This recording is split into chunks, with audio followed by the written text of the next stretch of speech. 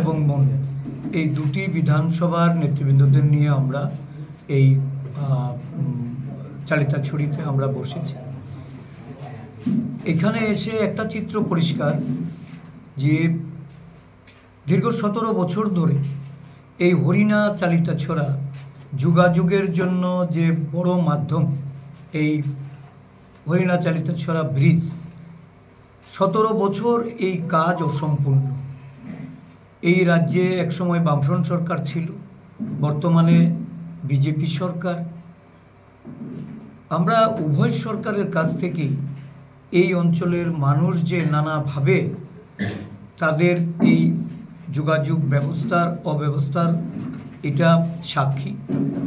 কোনো সরকারই প্রয়োজনীয় পদক্ষেপ নিয়ে এই অঞ্চলের মানুষের যোগাযোগের জন্য এই ব্রিজটিকে সম্পূর্ণ করে উঠতে পারেনি।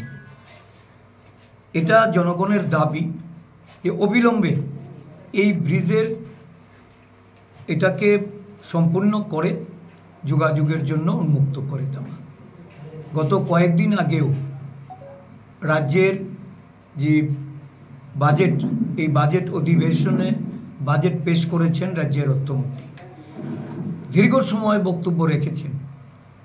মুখ্যমন্ত্রী এই দীর্ঘ সময় বাজেট বক্তৃতার উল্লেখ করে রাজ্যবাসীকে আশ্বস্ত করছেন, কিন্তু বাস্তবে বাজেটের মধ্যে যে সমস্ত উদ্যোগের কথা বলা হয় বা এই রাজ্যের বেকারদের স্বার্থে বর্তমানে মূল্যবৃদ্ধি হু হু করে হচ্ছে, এটাকে রোধ করার জন্য কর্মচারীদের স্বার্থ সংশ্লিষ্ট বিষয়গুলি নিয়ে, কারণ ইতিমধ্যে কেন্দ্রীয় সরকার 8ম বেতন কমিশনের ঘোষণা দিয়েছে। আমাদের রাজ্যেও 7ম বেতন কমিশনের যে বেনিফিটগুলি, এগুলি এখনও কর্মচারীদের সম্পূর্ণরূপে প্রদান করা হয়নি।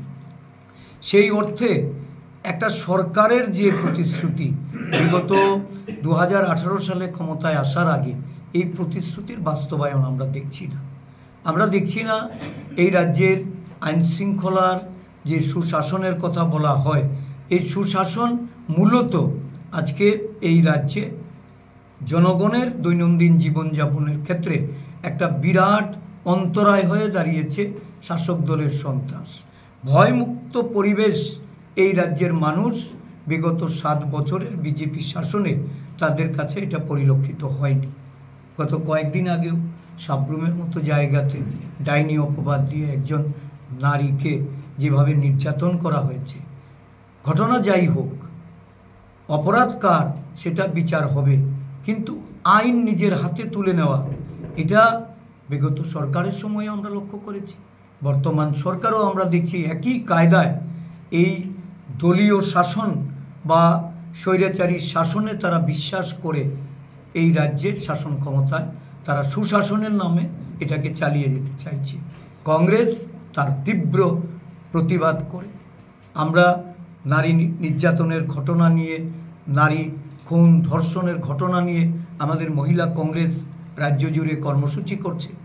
গতকালকে ধর্মনগরে প্রতিবাদ কর্মসূচি হয়েছে, আগামীকালকে উদয়পুরে, এই আমাদের বিলোনিয়া জেলা, উদয়পুর জেলা, এটা সাংগঠনিক এই 2 জেলার আমাদের মহিলাদের সেখানে প্রতিবাদ মিছিল সভা সংগঠিত হবে। এবং প্রতি পদক্ষেপে আমরা আন্দোলন কর্মসূচির মাধ্যমে রাজ্যের মানুষকে জাগ্রত করতে চাইছি, সংগঠনকে মজবুত করতে চাইছি। আজকের এই যৌথ 2টি বিধানসভার যে সভা হবে, আগামী দিন থেকে বুথ কমিটিগুলিকে শক্তিশালী করার লক্ষ্যে আমাদের নেতৃবৃন্দ ঝাঁপিয়ে পড়বে। এবং আমরা বিশ্বাস করি জনগণ পরিবর্তনের আকাঙ্ক্ষা নিয়ে কংগ্রেসের প্রতি পূর্ণ সমর্থন জ্ঞাপন করে কংগ্রেস দলকে সহযোগিতা করার জন্য তারা বেরিয়ে আসছে। যেখানেই যাচ্ছি ব্যাপক সাড়া পাচ্ছি। আজকেও এখানে এসেছি। একসময় আমাদের সাংগঠনিক দুর্বলতার কারণে এখানে ত্রিপুরা মথা বা আঞ্চলিক দলগুলির জন্ম হয়েছিল। উপজাতি ভাই বোনদের ভুল বুঝিয়ে তারা এই রাজ্যে যে শাসক দলের বি টিমের যে ভূমিকা পালন করেছে, আজকে আদিবাসী জনগোষ্ঠীর ভাই বোনদের কাছে এই জিনিসটা পরিষ্কার হয়েছে। আদিবাসী বন্ধুরা এখন তাদের সমুচিত জবাব দেওয়ার জন্য ঘর থেকে বেরিয়েছে। এখানে আমাদের থৈকই বাবু এই মনো বিধানসভার আমাদের ব্লক নেতৃত্ব, চালাফরু বাবুরা আছেন আমাদের ব্লক নেতৃত্বে, আমাদের সাবরুম বিধানসভার ব্লক সভাপতি মনোরঞ্জন দত্ত, আমাদের অন্যান্য যুব নেতৃত্বরা সবাই একযোগে আমরা সংঘবদ্ধভাবে কাজে আমরা নেমে পড়েছি। আমাদের ঐক্য, আমাদের সংগঠিত এই সমষ্টিগত যে সিদ্ধান্ত, এই সিদ্ধান্ত জনগণ গ্রহণ করছে এবং জনগণের কাছে আজকে কংগ্রেস দল বিকল্প রূপে প্রতিষ্ঠিত হওয়ার জন্য দলের পক্ষ থেকেও আমরা আমাদের যে প্রচেষ্টা, এই প্রচেষ্টার প্রতি পূর্ণ সমর্থন জ্ঞাপন করতে আমরা অনুরোধ রাখব। আমরা বিশ্বাস করি আপনারা যারা সাংবাদিক বন্ধুরা আছেন, আজকে সাংবাদিকরাও কিন্তু এই রাজ্যে নিরাপদ নয়। বহু ঘটনা এই বর্তমান সরকারের আমলে ঘটিত হয়েছে, নিন্দার কোনো ভাষা নেই। তারপরেও বলবো, সাংবাদিকরা যেভাবে তারা এই সমস্ত ধরনের ভয় ভীতিকে উপেক্ষা করে কাজ করে চলেছেন, আগামী দিন এই রাজ্যে 4টি স্তম্ভকে আমরা গণতান্ত্রিকভাবে তাদেরকে প্রতিষ্ঠা করেই এই রাজ্যে একটা পরিবর্তন আমরা নিয়ে আসব, যে পরিবর্তন জনগণের জন্য, জনস্বার্থে। এই পরিবর্তন এটা অবিসম্ভাবী। আমি আপনাদের সকলের সহযোগিতা কামনা করে আমি আপনাদের আবারও আজকে সময় দেওয়ার জন্য ধন্যবাদ জ্ঞাপন